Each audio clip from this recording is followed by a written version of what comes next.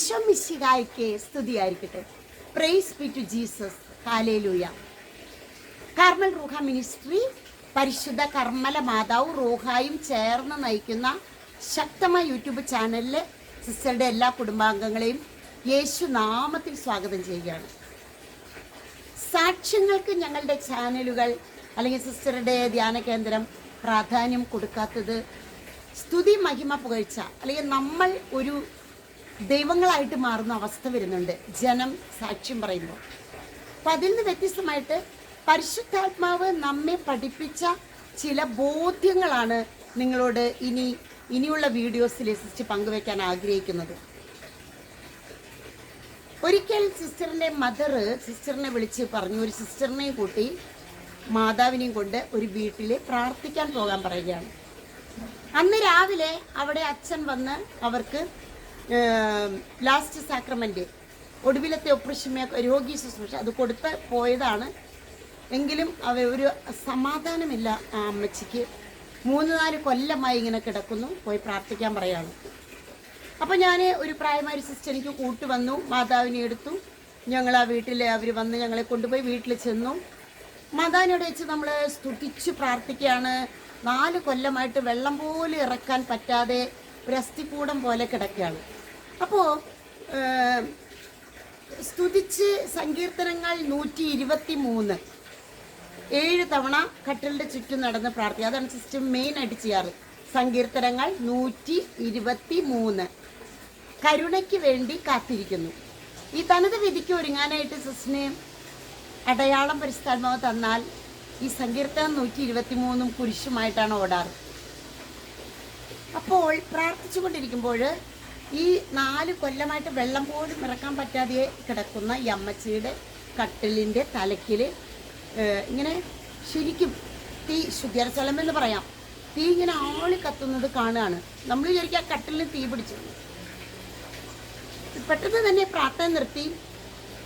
ആ കുടുംബത്തിലെ മകനെ സിസ്റ്റർ ഒരു മുറിക്ക് വിളിച്ചിട്ട് പറഞ്ഞു, പ്രത്യേകമായിട്ട് എനിക്കൊരു കാര്യം ചോദിക്കാനുള്ളത്, ഈ വീട്ടിലെ അല്ലെങ്കിൽ നിങ്ങളുടെ നമ്മൾ 4 തലമുറയുടെക്കുള്ളിൽ കടും മരണം നടന്നിട്ടുണ്ടോ എന്ന് ചോദിച്ചു. എന്തെങ്കിലും കടുമരണം? അപ്പോൾ പറഞ്ഞു, സിസ്റ്റർ എനിക്ക് അതിനെപ്പറ്റി അറിയില്ല, കടുമരണത്തെ കാര്യത്തിൽ അറിയില്ല. ഞാൻ അമ്മയുടെ ചേച്ചി ഇവിടെ നിൽക്കുന്നുണ്ട്, വിളിക്കാൻ പറഞ്ഞു.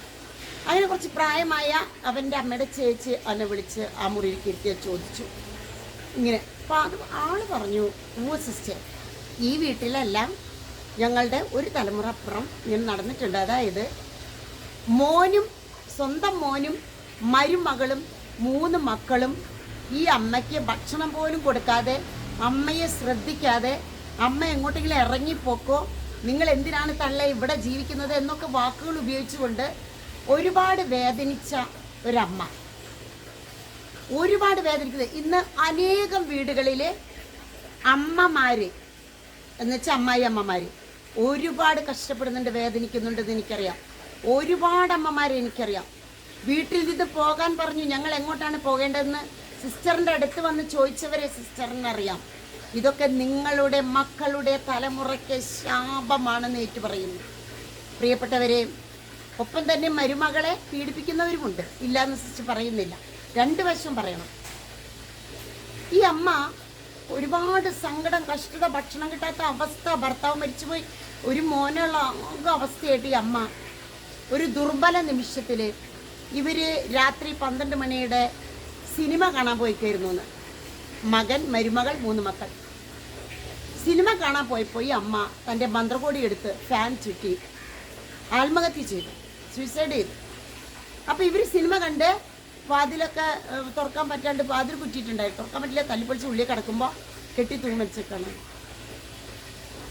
അത് 2ാം തലമുറയെ ബാധിച്ചിരിക്കുകയാണ്. ഇവരൊരു തെറ്റ് ചെയ്തിട്ടില്ല. ഈ മകനും ഈ കിടക്കുന്ന അമ്മയും എന്നും പള്ളിയിൽ പോകുന്നവരാ. ഞാൻ ചോദിച്ചറിഞ്ഞു, അവർ നല്ല ഭക്തിയുണ്ട്.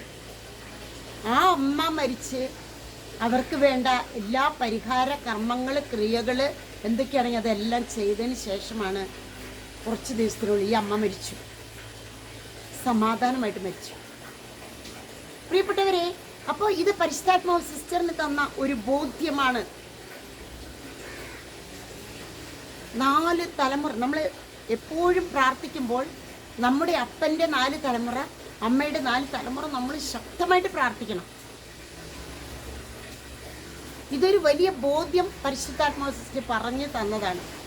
ബാധിക്കുന്നുണ്ട്, നമ്മുടെ കുടുംബങ്ങളെ ബാധിക്കുന്നുണ്ട്. Praise the Lord. ഹല്ലേലൂയ.